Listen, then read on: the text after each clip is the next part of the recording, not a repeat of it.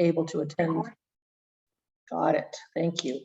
And it'll give us a permanent record of what we talked about as well. So my name is Val Welsh, and I am the current but outgoing chair of the UC Council, and so will act as the chair for our meeting this afternoon. This meeting is being conducted entirely on Zoom. So although we've started to gather a little bit in the sanctuary for worship, wanted to make it as inclusive as possible. Everyone's not yet ready to be together. So we decided to go with the Zoom format, and hybrid would be complicated. So except for myself and Andrea, Matt, and Lauren, everyone else is as you see them, each other on the screen. So thanks to all of you that are here with me, and also thanks to Carolyn Kroll, who is signed into the Zoom call and will act as our secretary this afternoon. I'm not sure we need to go through a lot of how to do Zoom. I think everybody's more used to it now. The main thing is if you need to interact, either the best thing to do is to put a message in the chat, which Lauren is closely monitoring, and she will let us know. And I suspect that will be fine. So at this point, please signal to Lauren if you have any worries, and if not, we'll go ahead. All good? Okay. Okay, so then let's go to this agenda slide. Our agenda this afternoon will include an opening prayer, some remarks, some opening motions. There's a couple of small adjustments to the BUC Constitution, the financial report, some notes about the trustees, the nominations report. We'll set our next AGM date. Andrea, our incoming chair, will have a few words, and I would think we'll be under an hour, but it's 12:10, so we might be 1:10, but I would think that we won't be longer than that. So, and what you'll see is we've decided to set this up with this is the hot seat, and people will move in and out of this seat as opposed to moving onto different screens. So I'm going to slide over, and Matt is going to start us with a prayer.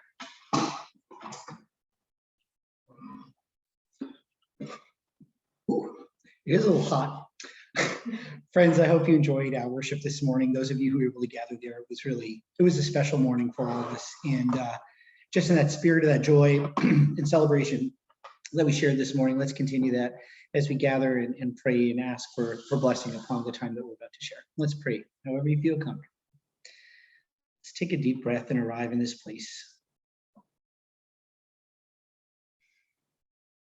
I know we are all connected, even in this way of Zoom. Let's pray. Great Spirit, we give you thanks for the incredible blessing of the seeds that you have sown in this community, all the people who are Bedford United Church. We stand on a rich tradition of those who have come before us. We gather together today in those who are here in this moment, in this place, even as we ponder the decisions that we need to make to seek this to be a place of inclusivity, of justice, of love, of celebration, of fun, of mercy, of community for all those who are to come in the future.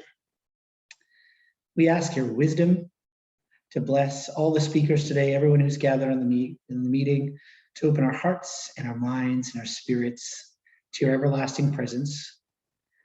And we hear in our time together that echo of I told you from Jesus today in the parable of the gardener, tending the vine, pruning where it needs to be pruned to flourish, irrigating the soil, pouring on that holy compost and fertilizer, also that good things, great things, your things, oh God, continue to grow here in us.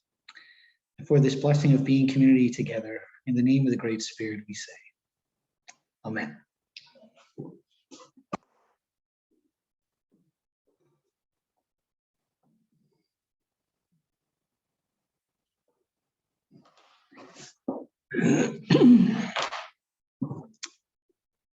Thank you, Matt. So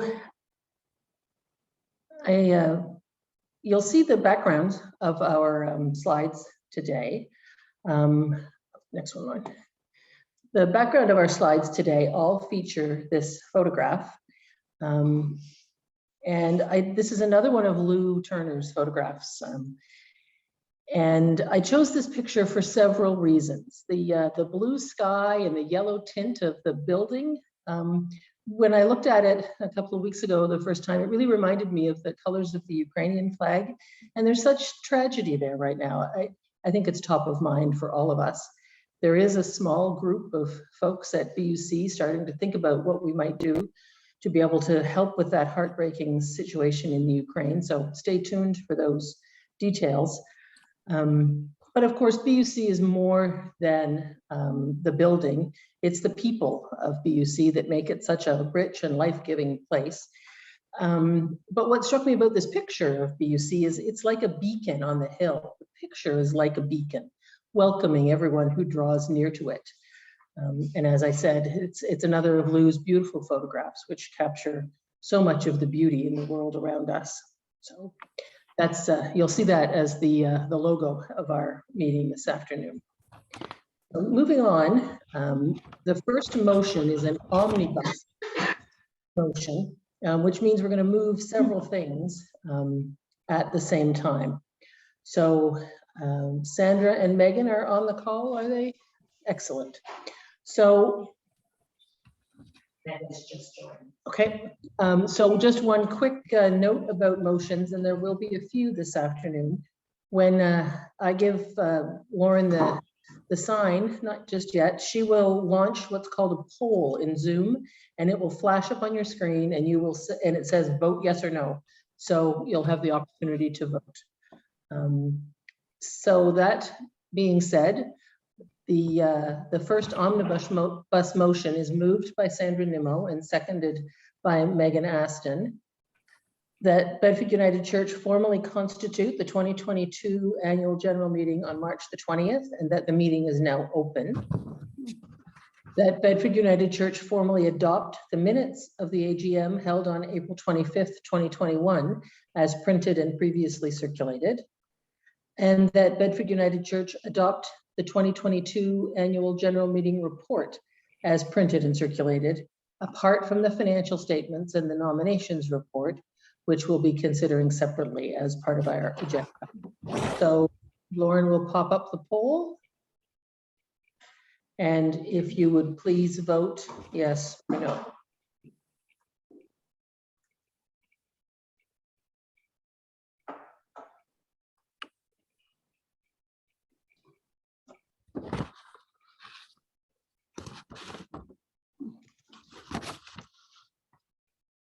We good, Lauren? We have 32 people. Oh, but some of us, I won't be Yeah, voting. there's 3 here, so, So you're okay, ready? yep, that's good. Okay.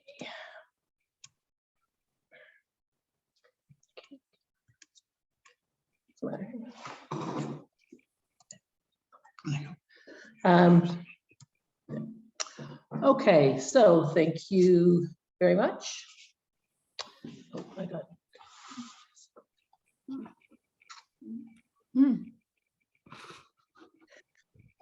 If we could, we still have a little technical difficulty here in the control room. So could we go to the next slide, please, Lauren? So what you see there is a slide of our wonderful staff, and we really can't proceed to the next part of our agenda without a few words of appreciation for our incredible staff team.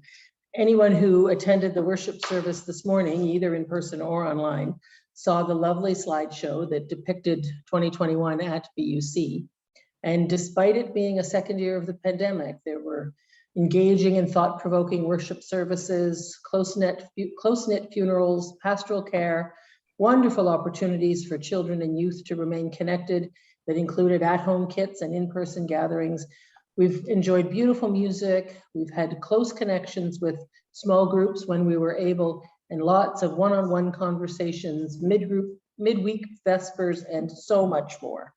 So all of these things are made possible by the efforts of our incredible staff team. And all we can say to these wonderful people is thank you. And if we were in person, of course, there'd be a rousing ovation, and we can't do that. But just know, all of you, how much we appreciate you, how much we appreciate all your efforts, and how much we love you. So thank you. Moving along into the agenda, the first report really is for stewardship.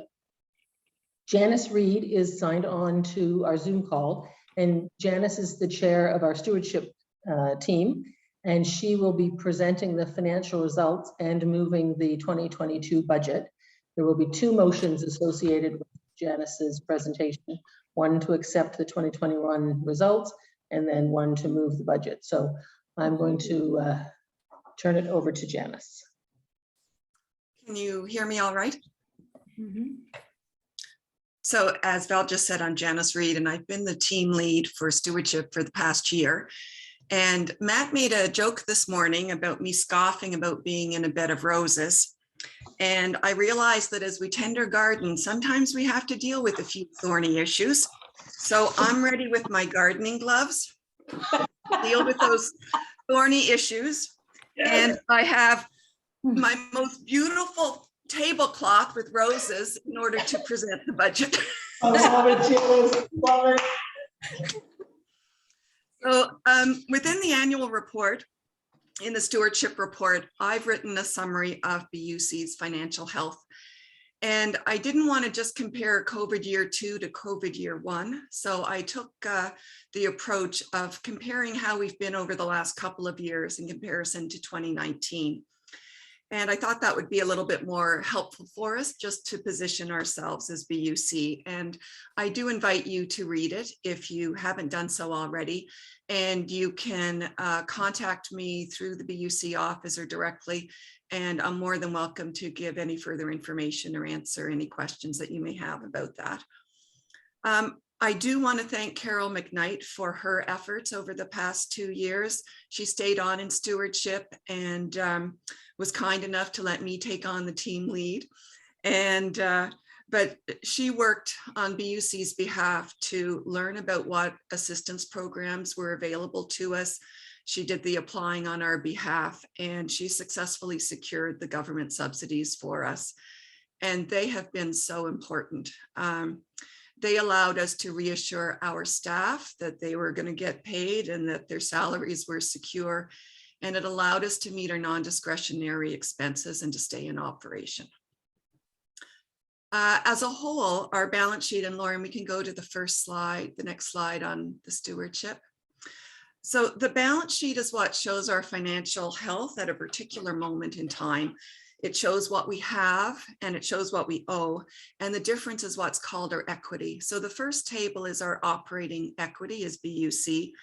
And it's untraditional to show it first, but I guess I wanted to untraditionally show you and reassure you that our bed of roses have at least one more year. And so we opened 2021 with $31,000 in equity, in our operating equity. And due to the government assistance, we did have net income for the year of $31,000. So we have a balance ending the year. I'm sorry, I see my first typo. It should be the balance of December 31st, 2021 of $62,000. I also wanted to depict our continuing generosity to mission and service, and just visibly present that we gave $65,400 to mission and service this year, even in the second year of the pandemic.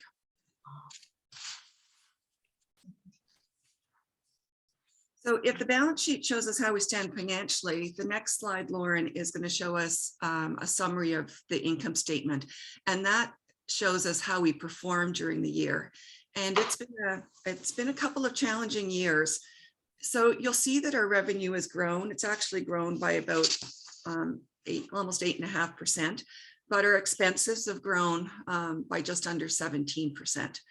And I think this slide shows very clearly that if we didn't have those large numbers under or in the government subsidies row, that we wouldn't be in the healthy position that we are now. And I just wanted to highlight a couple of things. There's more detail in the annual report. And like I said, if you've got any questions, please feel free to ask them of me. But the about 40K increase in the revenue, I just wanted to highlight a couple of those items. We received 10K for an accessibility grant. We actually got it for the kitchen, and Andrea was creative in reassigning it to the front door entrance to make it accessible. And we had 19K in a Canada Summer, 12K in a Canada Summers grant. And rental income started coming back a little bit, and a little bit of fundraising started coming back. And I just wanted to highlight all of those because I want to stress the importance that non-traditional revenue has been to us. And when we get to the next part, you'll see how in the budget that's important.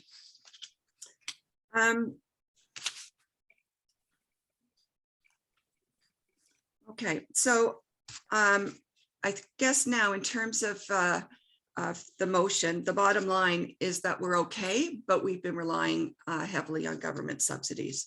So I'd like to move as motion number 2, Lauren, that the Bedford United Church accept the 2021 financial report and the unaudited 2021 financial statements that were dated December 31st, 2021.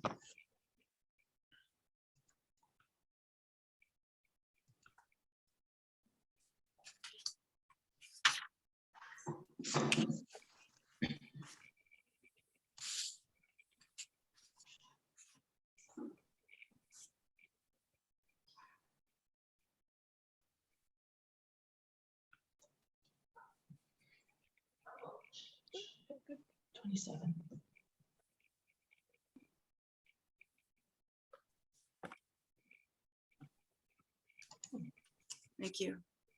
If we move on to the next slide, Lauren, the second topic I have to discuss is the proposed budget for 2022 for approval.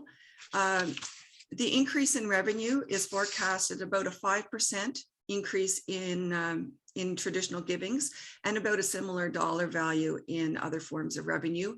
And the expenses are budgeted to be curtailed at about a $9,000 increase, but still leading to a loss of $27,000 for the 2022 year.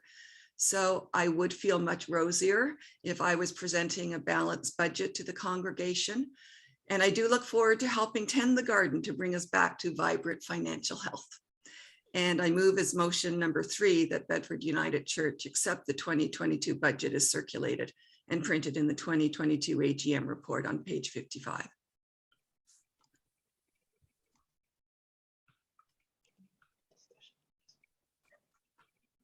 Is there any discussion on the budget? I'm just wondering if anyone on the call would like to discuss it. Yes, we need seconders. Yes, we have second. Janice has not seconded either motion. So the motion number 2 for the statements from 2021 was seconded by Tammy Humphreys. I'm sorry, Carolyn, I should have made that more obvious. And in terms of the budget, Janice has moved adoption of the budget and Tim Rorbeck will second it. Is there any discussion about that before we vote?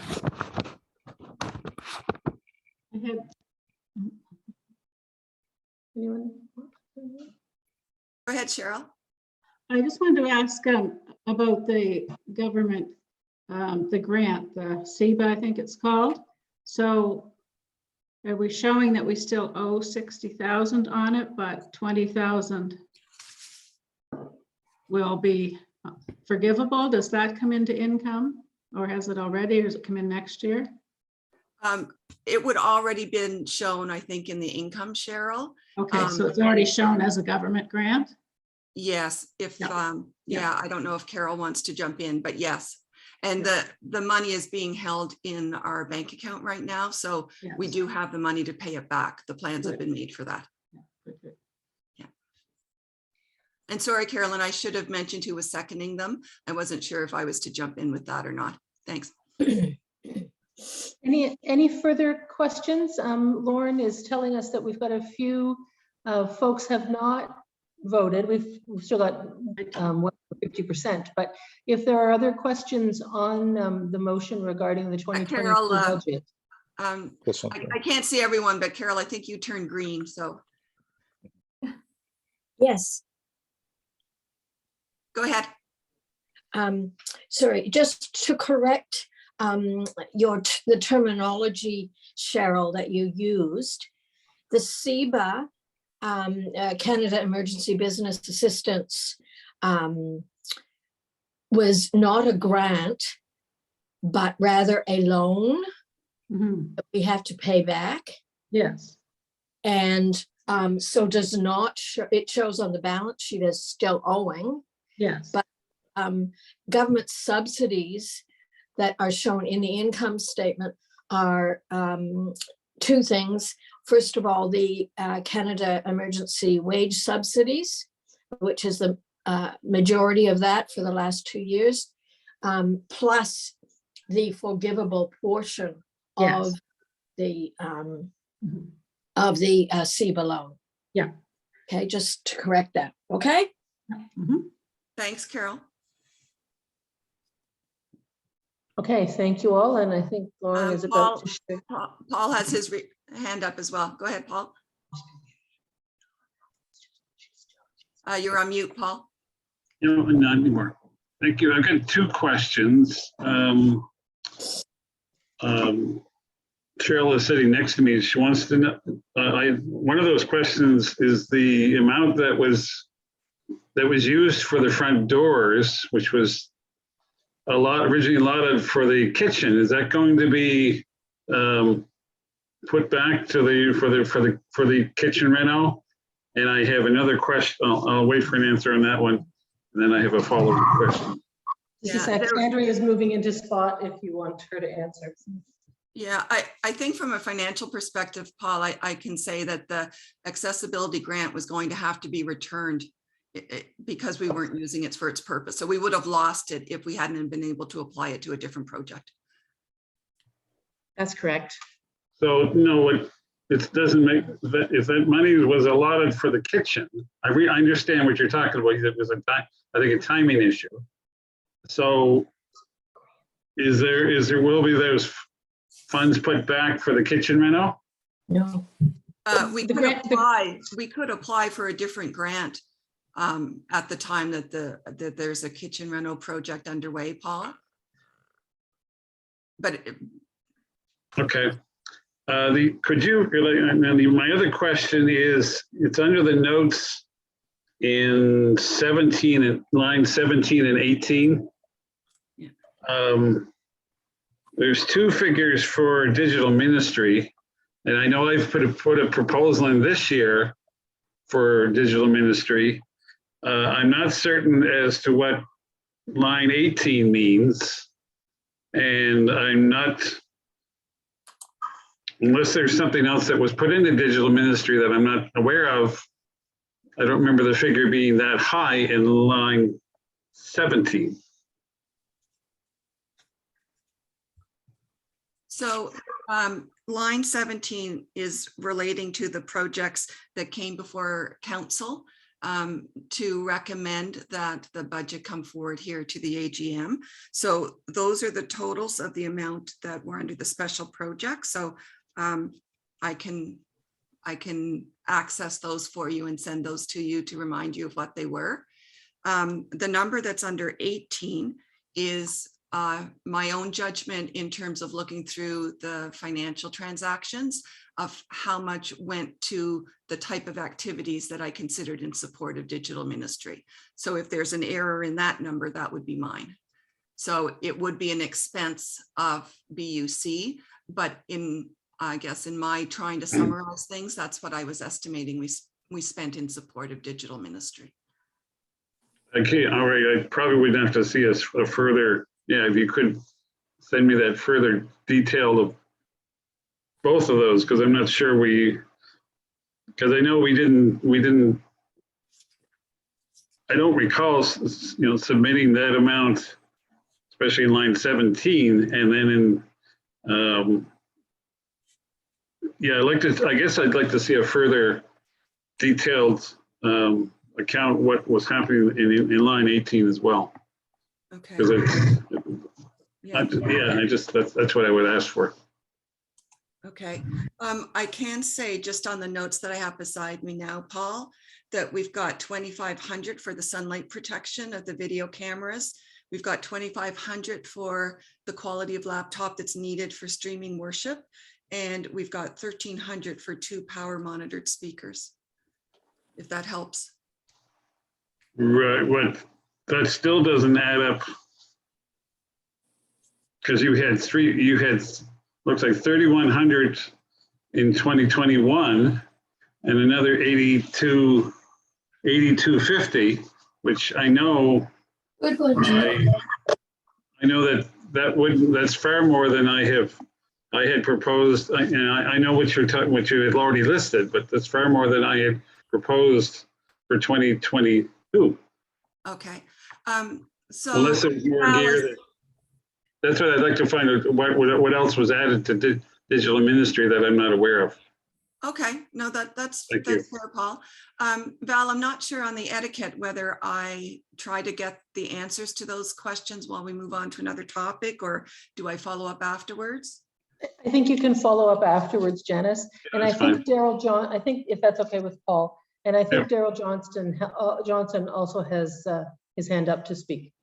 Yeah, thanks, Phil. A couple of things. Number one, I think the results are exceptional given the times to have the sustained givings that we've had when many people aren't being able to be inside the church, one thing. And then the management of expenses has really been wonderful, especially we've been able to continue employment for everybody. And I just want some clarification. The mission and service fund and the denominational assessment, those 2 lines, my understanding of 2019, the United Church of Canada was collecting the money for mission and service funds. But part of that money was going, a significant part was going to pay for administration of the church, which was led to some questions about people thinking they're giving money to mission and service. It's Now not that there's, Daryl. pardon Not me? now, Daryl. When the structure changed, it changed. Would you let me finish the question? Sorry, Carolyn, if you would Okay. let me finish there, it would be great. So my understanding now is that they've taken the money that's going to mission and service is exclusive for mission and service, and the denominational assessment is now going to support the administration of Yes. the United Church of Canada. Is that correct, Yes. Val? I would defer to Janice, but I believe Okay. that's correct. Yes, yeah. Yeah, Okay. that's my understanding as well. So if it is, and we had 62 plus we get 18, we have really grown our contribution to $80,000. So if anybody would question, say, well, gee, we used to give 70 some thousand to mission and service, and now we're only giving 62. In reality, out of the 72, we were losing probably, I think it was around 20% of that was going to support the folks in Toronto. So we have actually increased our money that will go directly to mission and service, and we're contributing to the United Church of Canada. If anybody ever asked a question, no, Carolyn? Carol's not right? Yes. That's right. Yeah, I don't have information Carol on the, McKnight's going to on answer the- that, I think. yeah, the admin of the M&S. Yeah, I think, Daryl, that prior to the new structure, we had still been contributing to mission and service, and those are the numbers that in the budget panel show, in prior years. But what we call denominational assessment now, which is, as you said, the administrative, our contribution to the overall running of the United Church. Excuse me. Prior to that, prior to the restructure, we had been paying what you called presbytery dues, I think it was. Yeah. Sometimes. So those were the running of the presbytery, Yeah. regional or local. Yeah. So I would sort of compare those as equivalent to what we're now paying to the denominational assessment. So I believe that the comparison of mission and service is still those lower numbers. I hope that's clear. Well, I guess, but even I'm not sure if that's right, but if it is, it's still the 62 compared to the 72. It's the 72 that we used to give wasn't really 72 to mission service, because the United Church of Canada would have kept some of that money to run the show. That's really the point. And the denominational assessment, I don't think was nearly $18,000 in past when we did pay it. Anyway, the most important thing is for me was to make the point that we haven't decreased our actual money that will go into real working dollars for the mission and service fund. So does that make sense? Thank you, Daryl. Okay. Is there any further discussion regarding the finances? Okay, then if we could go to the next slide. The next slide is simply to say thank you. Thank you to Janice and to Carol and to Debbie Pride, the treasurer, and all of the stewardship team for your ever watchful eyes and careful management of our finances. It has been peculiar times, and I know that's an overused phrase, but thank you. And thank you to everyone in the congregation who has supported our work for 2021. There's a lot of pressures and unpredictability in the world, and so very, very much appreciate the consistent and dependable support. So moving along to the next slide, you'll see this is a vague, faded picture, and that is my picture, a picture of my copy of the Bedford United Church Constitution. And people laugh at me because I carry that document around.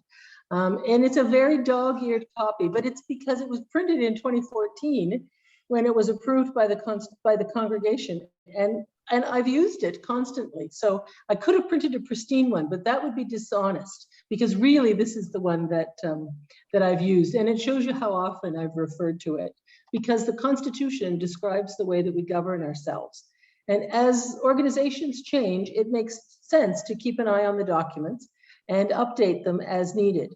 And the way our Constitution works is that council has the authority, the ability to make changes to the way that it operates in between annual meetings. And the hope is that those changes are endorsed by the congregation at the next opportunity, which is the next annual meeting. And so over the past year, there have been a couple of tweaks that we've made.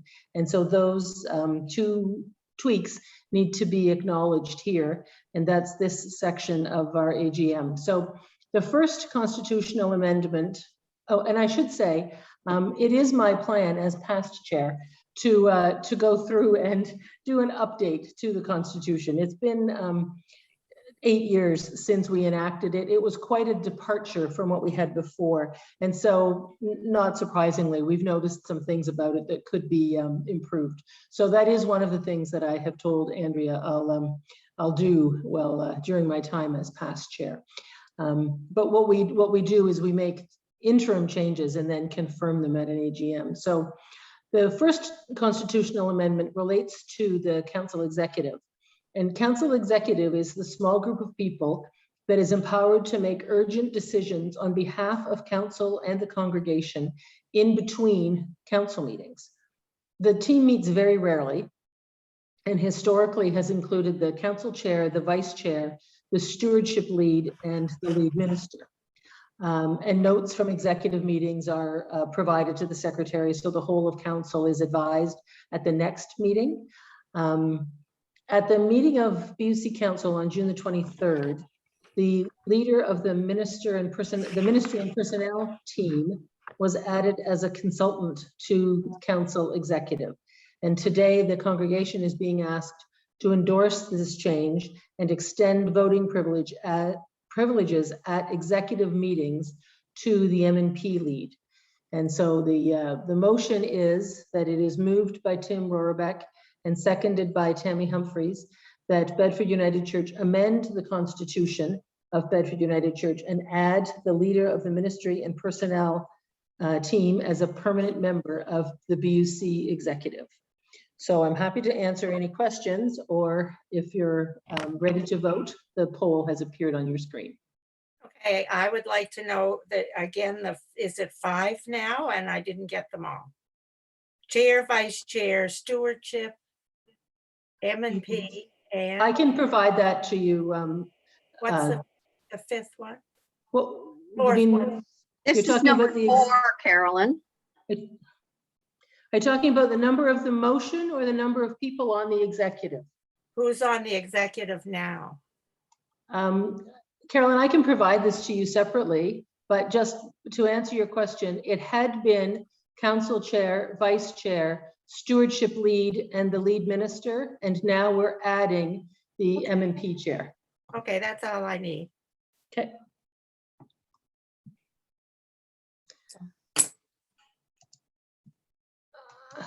Any questions?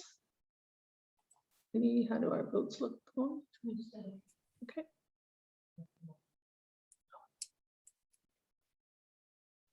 Okay, perfect. So everyone has voted in favor. Thank you very much.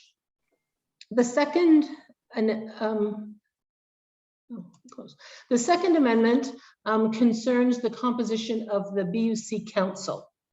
Now, just to describe council for a minute, council is described as enabling the work of the church.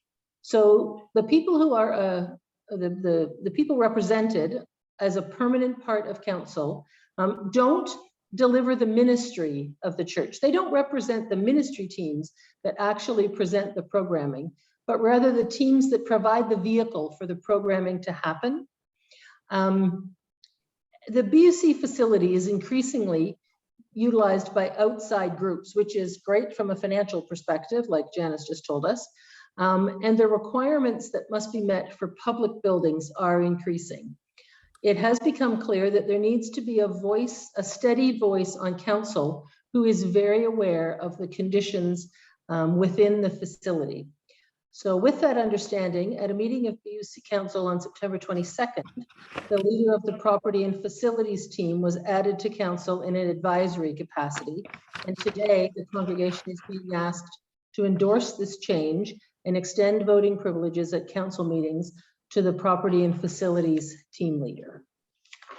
So the motion is, it's moved by Andrea McQuillan and seconded by Daryl Johnson, that the Bedford United Church amend the Constitution and add the leader of the property and facilities team as a permanent member of BUC Council.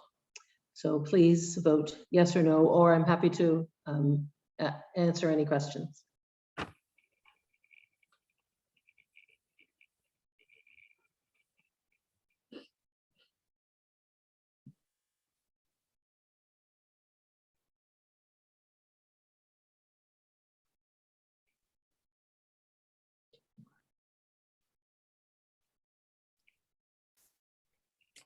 Just waiting for a couple of more votes. Are there any questions or comments on this topic? No hands. Oh, terrific. Thank you very much. So thank you for that. It's a bit of housekeeping, but important to draw to your attention the changes that have been made. The next slide is about the trustees. The next topic is about the trustees.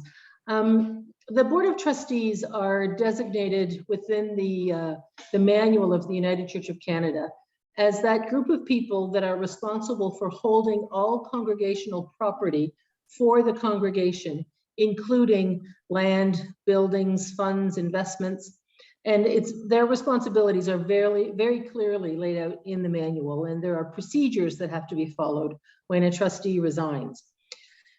Gordon McMillan had been a trustee for several years and advised us in the summer that he was not able to continue. And Fraser Sutherland recently advised that after 10 years as a member and then chair of the BUC Board of Trustees, that he is also ready to step back. So obviously we thank both Gord and Fraser for their care and concern for BUC's property over such a long period. And we're very fortunate that Karen Parnell, who's been on the Board of Trustees, is stepping up to become the chair, and Morris Tugwell has also agreed to join the board. So Morris and Karen will be voted on as part of the nominations report. But as required by the manual, we need to have motions regarding acceptance of trustee resignations. And so it is moved by Jan Oakey and seconded by Andrea McQuillan that Bedford United Church accept the resignation of Gordon McMillan as a member of the Board of Trustees and accept the resignation of Fraser Sutherland as the chair and a member of the Board of Trustees. So Lauren's going to flip up the poll, and I'm happy to entertain any questions, or please submit your votes.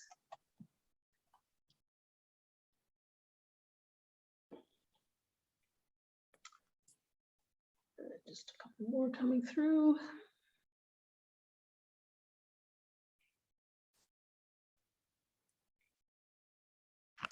Perfect. Thank you very much. And moving right along, we can go to the next slide. And so this slide is a picture of our council meeting on February 23rd. And the reason for flashing this up is just to say thank you to the folks that have been a part of council for the past year. Unfortunately, Sarah McLean and Megan Aston were missing from this picture, but the group combined, what an incredibly caring, committed, capable, hardworking group of people. And we've said thank you often today, and it's especially relevant for this council team. They have met faithfully whenever the last Wednesday of every night on Zoom, of every month on Zoom, and it has been a really effective group to work with. So thank you to each of them. The ministry teams or committees have all reported on their activities in the 2021 report.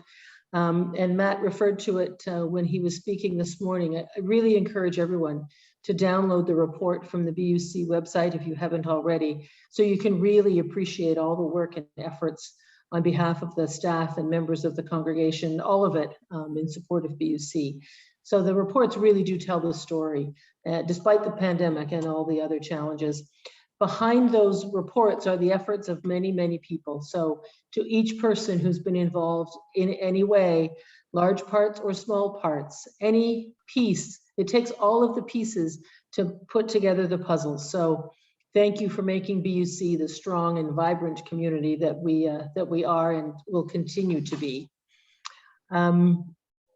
I'd like to make a special thank you to some people who have held key roles over the last few years and haven't been mentioned.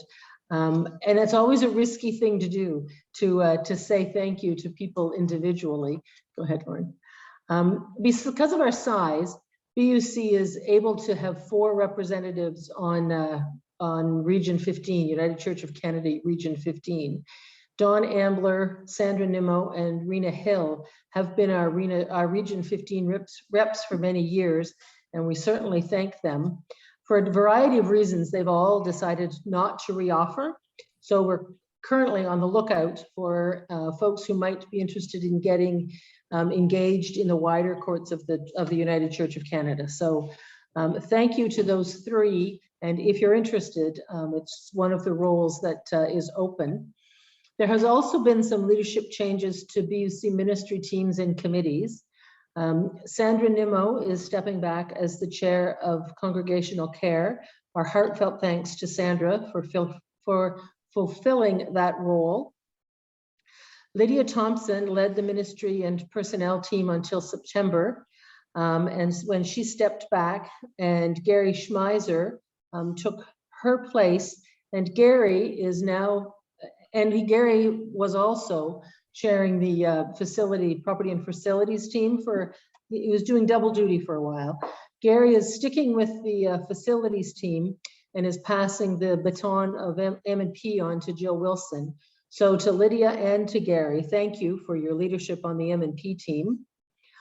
And Gord McMillan, we just mentioned as a trustee, he was also chair of the property and administration team until September, when, as I say, that leadership passed to Gary Schmeiser. So thank you to Gordon for leading the property and admin team as well.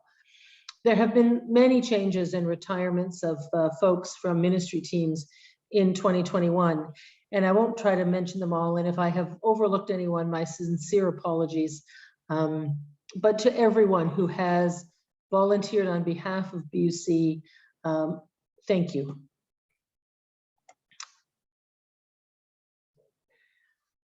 I couldn't resist one more opportunity to say there are opportunities open on the to volunteer in lots and lots of different places. So there are some gaps in our roster.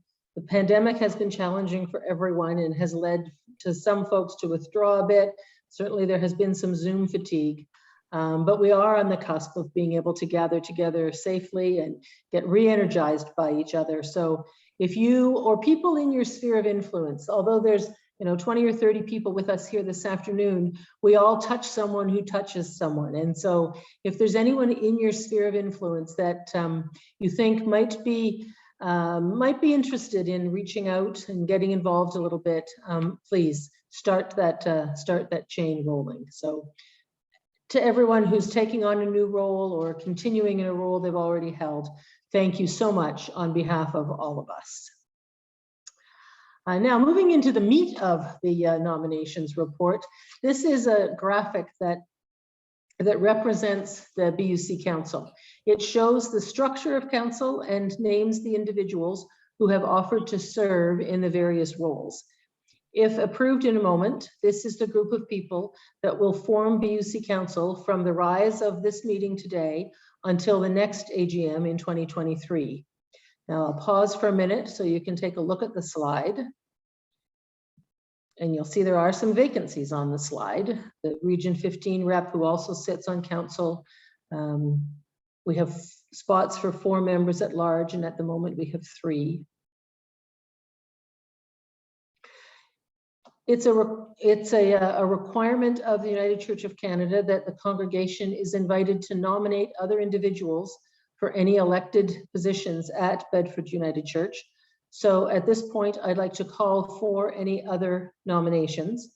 Please indicate to Lauren in the chat by raising your hand or unmuting and speaking if you would like to offer another nomination.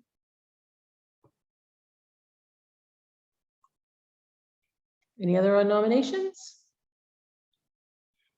No, Lauren says no one has indicated a desire to speak. So in that case, I would like to make the motion, and it is moved by Daryl Johnson and seconded by Jill Wilson, that Bedford United Church accept the 2022 nominations report as circulated and printed in the 2022 annual general report. And all those in favor, please vote yes.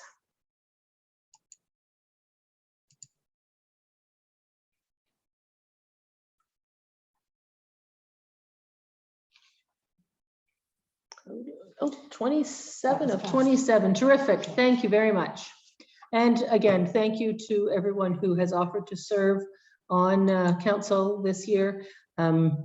I will be there as past chair, and so I look forward to continuing to work with everyone. And just a note that guests are always welcome at council meetings. They happen the 4th Wednesday evening of every month.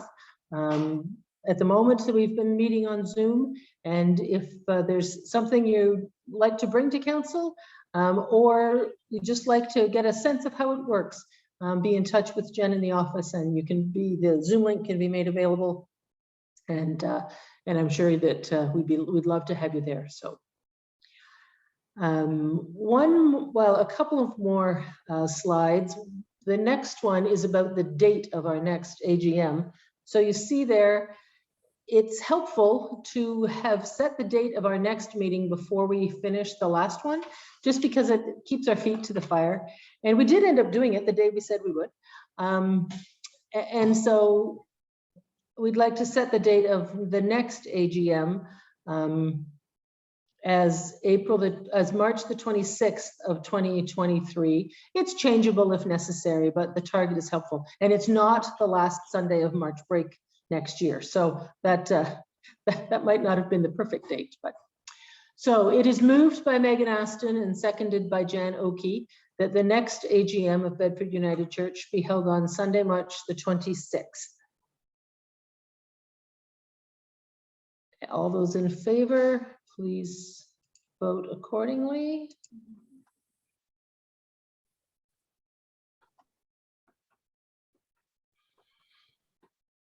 And we have unanimous agreement, so that is terrific. So thank you all. And I am now going to step aside and invite Andrea to make some remarks. So we have our room set up that we're trading chairs. So it has been my pleasure to serve in this capacity.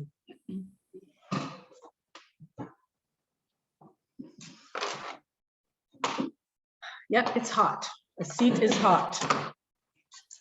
Thank you, Val, for your skilled facilitation of the AGM today, and I pray that we don't have to do this again next year in this fashion.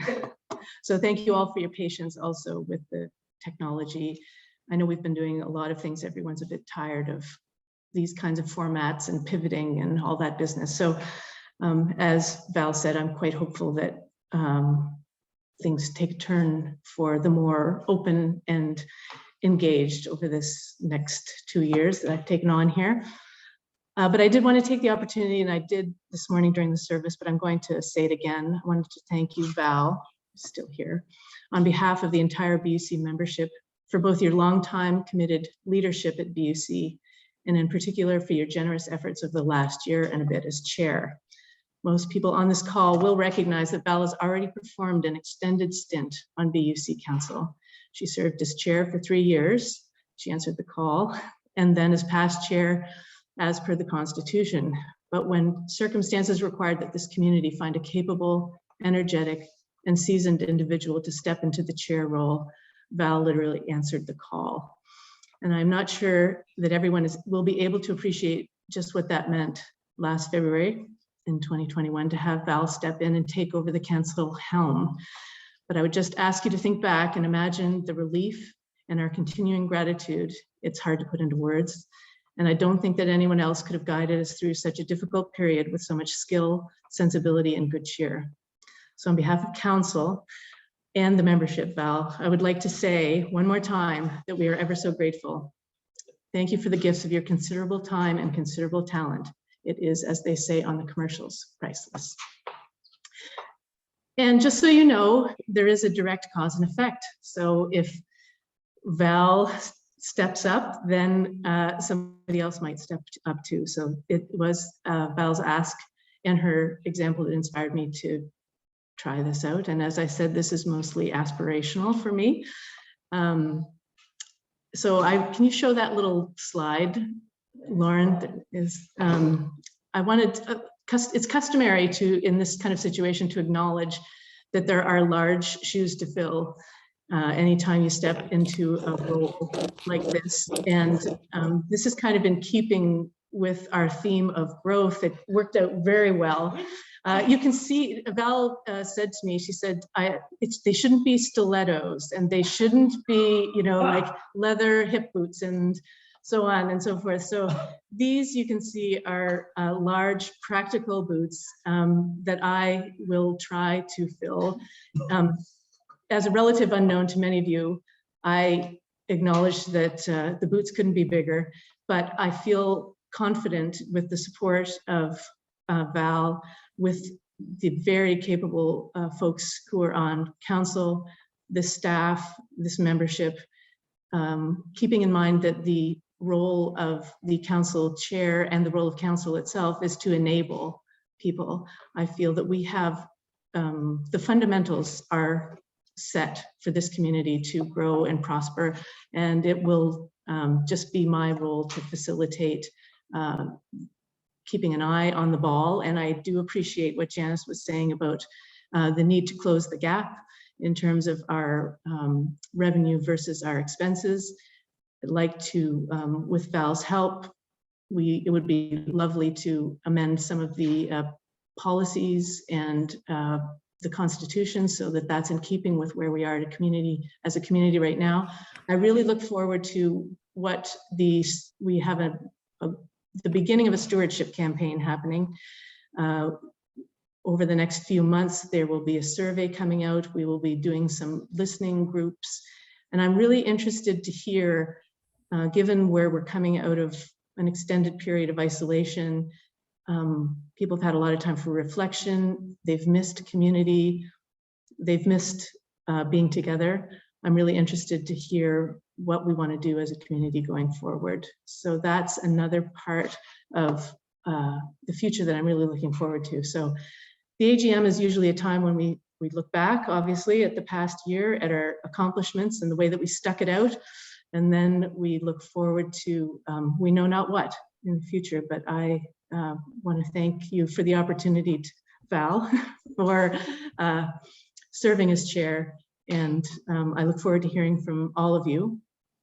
You are welcome at council meetings anytime. The first one of this new council is this Wednesday, 7 o'clock. I will be getting the Zoom control tomorrow, I believe. And there's a, it's been a busy time and we're off and running. So that I will close with that unless there's any other remarks that anybody wanted to make.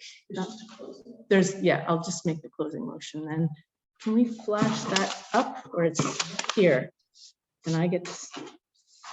Okay, the motion is, having concluded the business agreed to as the agenda of this 2022 AGM of Bedford United Church, and with thanks to all who made it possible and all who attended, it is moved by Jill Wilson and seconded by Sandra Nimmo that the meeting is now closed.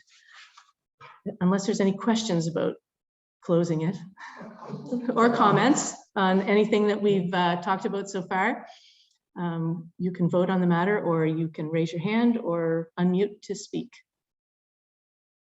Great meeting. Thanks, Janice. Thanks Yes, to thank you for thanks. those slides. And thanks Thank to you, everybody for what you've done. Terrific. Get some roses planted. That's right. Everybody gonna hop out into the garden. Thank you. I see we've got 25 of 25. I don't know if everybody's still hung for the. Okay. I'm going to say that our motion to close has been passed. And with that, we're going to adjourn the 2022 AGM and have a great day, everyone. Thank you. Thank you. Good luck, Andrea. Thank you. Thanks, Linda. You got it now. You can say that from Ontario, you're hiding. Yep.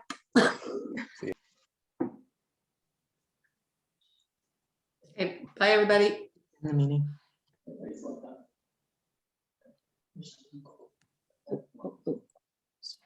There you go.